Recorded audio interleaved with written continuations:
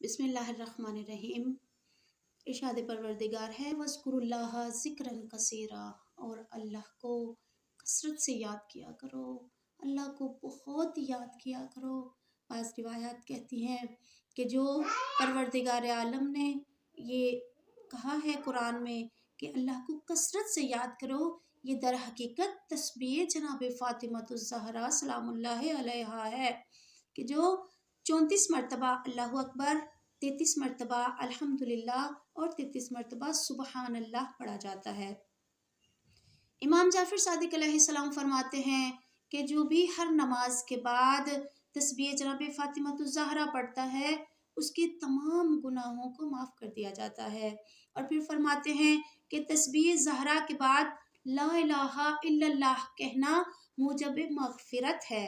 और फिर फरमाया कि तस्बीह ज़हरा से अव्वल और आखिर 3-3 मरतबा दरूद पढ़ा जाए कि ये अल्लाह ताला को राज़ी करने का सबब है और शैतान इससे दूर भागता है।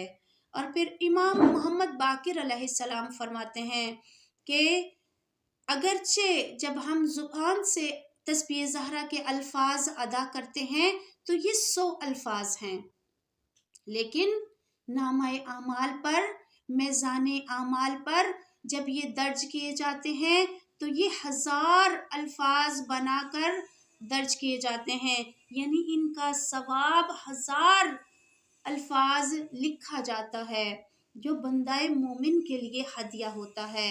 और फिर इमाम मोहम्मद बाकिर अलैहिस्सलाम ही एक जगह पर फरमाते हैं कि इस तस्बीह ज़हरा से बढ़ के कोई तस्बीह नहीं।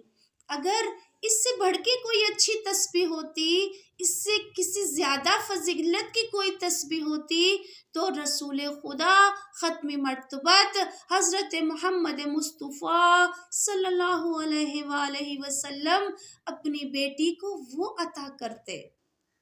और जनाबे फ़ातिमतुज़ ज़हरा सलामुल्लाहि अलैहा को जब ये तस्बीह अता हुई तो शुरू में बीबी ने पश्म के धागों पर गिरहें बांधी और उन 34 घिरों पर बीबी पढ़ा करती थी। लेकिन जब रसूल खुदा के चचा जनाब हमजा शहीद हुए तो उनकी कब्र से मिट्टी उठाई, उसको गूंद के छोटे छोटे दाने तैयार किए और उस पर तस्बीह पढ़ा करती थी।